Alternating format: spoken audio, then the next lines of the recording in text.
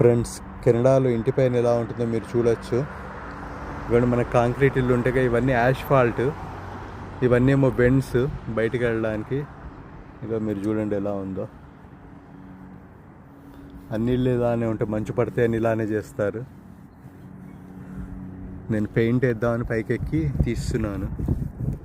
అవి చూడండి, పాత పల్లెటూళ్ళలో పెంకుటిల్లు ఎలా ఉంటాయి అలా ఉంటుంది. స్కై చూడండి, మంచి బ్లూగా ఉంది, అక్కడక్కడ తెల్ల తెల్ల మబ్బులు. ఇప్పటిదాకా ఎండ వాచిపోయింది. ఇదిగోండి, ఇది క్లౌడీ. ఇదిగోండి ఇలా ఉంది, ఇది మెయిన్ రోడ్డు.